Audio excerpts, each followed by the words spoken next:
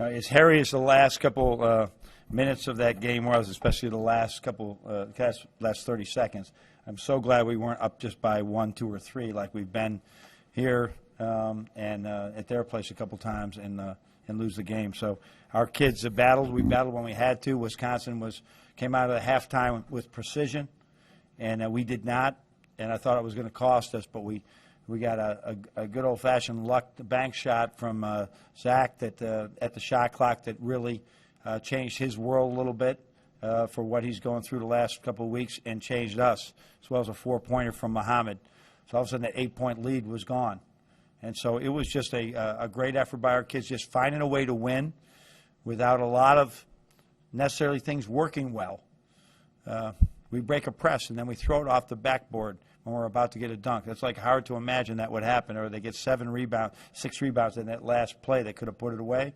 We found a way to win anyhow. So those are the sweetest ones. Wisconsin's such a good program, and they do such a great job. The Achilles heel for us with them has been the post offense over and over and over. And I had Austin Davis just watching Ethan Happ today because he's as good a post player, just pure post player, as I've seen since I've been here. He's just excellent. And so it's really a great win for us to be able to beat those guys who have had great success for us during their tenure here. Hey, Coach. Zack was not only back in terms of getting those scoring numbers back, but he was also making good plays in terms of assists, and he was part of that double team you guys put on Happ. So what did you think of his overall performance, and is this what can? It was exactly what the doctor ordered for him. Right, he could make some shots when he rolled off that screen. How many times does he make that big shot where we run multiple action left to right for him, and he comes off, and the big man's backing off, and he's got to make that shot over a 6'10" guy, and so. He made it again today, and that's really been part of his calling card when he's been here. So just a couple of games like that to make that happen, and it can change a lot of things. Hey, Coach. Following up on Zack, I mean, he gets to the free throw line, he gets the layup early, but then air ball is the corner three. I guess what were you thinking at that point, and why do you think he No different. I mean, when he threw that air ball, it missed by 4 feet. I don't care. I told him to shoot it when you're open.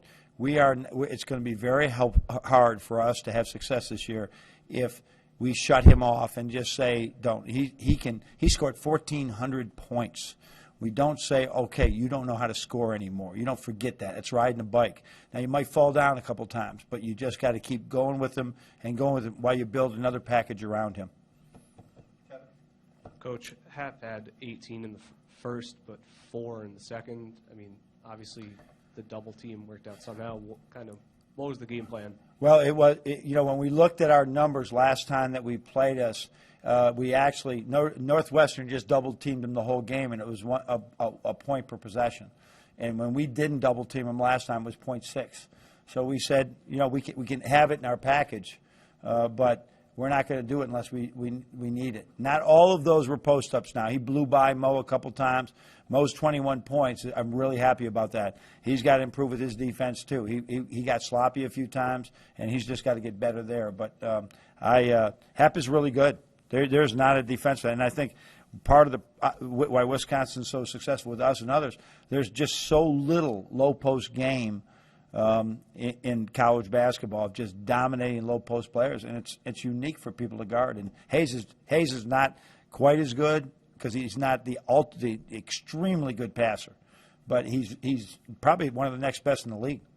Just to follow up real quick, you mentioned 0.6 in that first matchup. What changed this time? Was it just the sloppiness that you talked about? No, but he's good. He missed some shots from like 4 or 5 feet. He didn't miss them this time, and we're not going to put a blame on him. He's a good player. But we weren't going to change just to change, knowing we had it in our package, and save it for the second half, right? Bluff at him, just save it for the second half and see if we need it.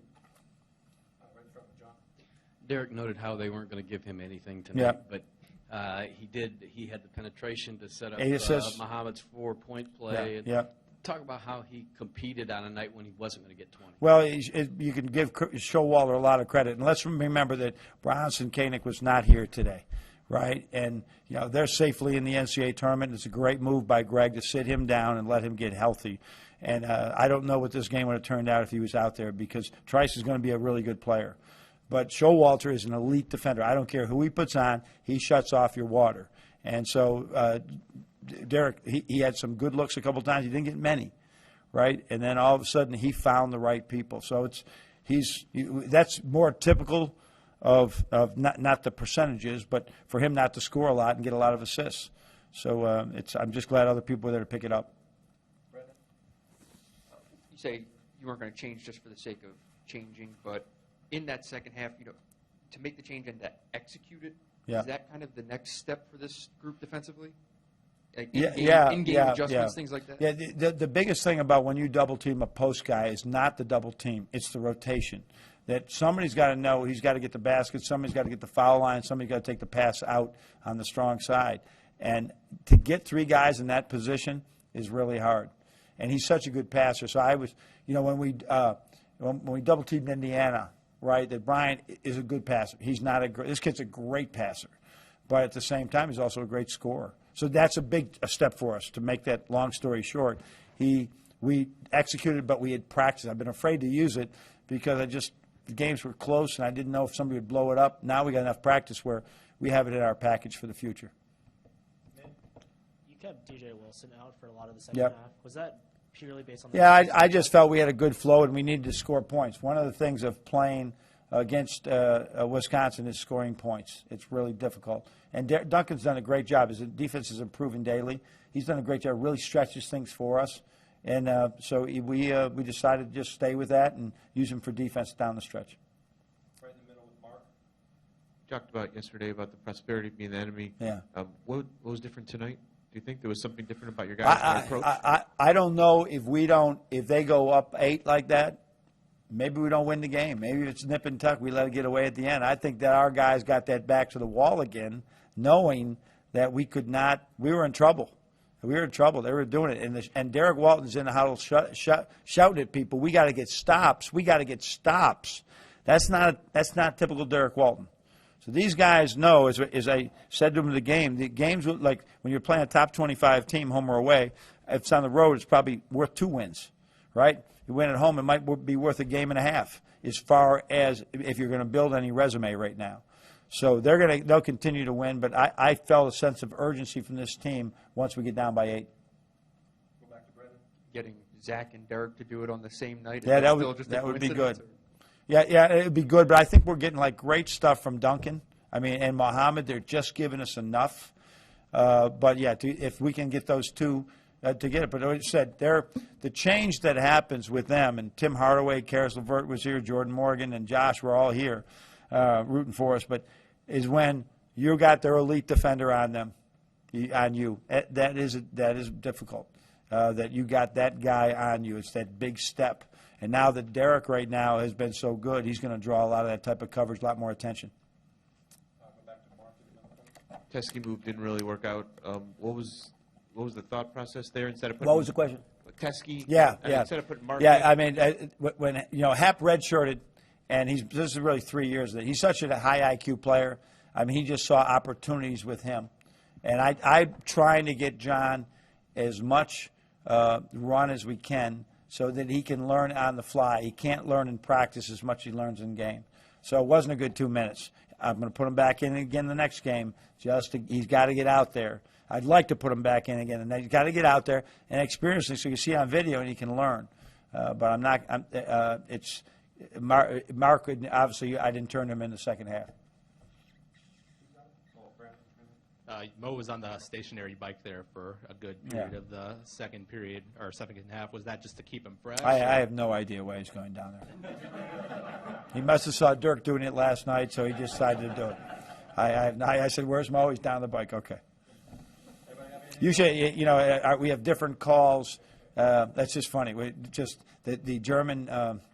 As he tries to interpret what I'm saying. He's really good at it, but on the fly, there's some interesting things that come out. So I'm not going to ask him why he's on it. He's on it. He's staying loose. It's okay. Nothing wrong. Wondering what you think about the home stretch with 5 games to go. Oh, man. 4 of them on the road, but you're building momentum here. Yeah, if you looked at this stretch of every 6 games we had, and I don't know what we were. Were we 4-2 or something? And it was all what these teams have traditionally been in the NCAA tournament. Every one of them's been in almost every year since we've been here. And now we go into it, and now it's the new wave of teams that are really good. The Minnesota, Northwestern, Nebraska, all on the road. The only home game we got is a team I think can win the national championship, Purdue. I think they're just really, really good. They get themselves going. They're really good.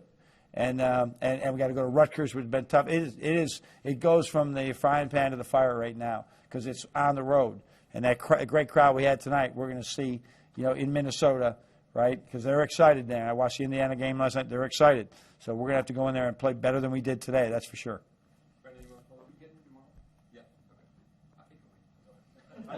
Okay. All right. Thank you. Yeah.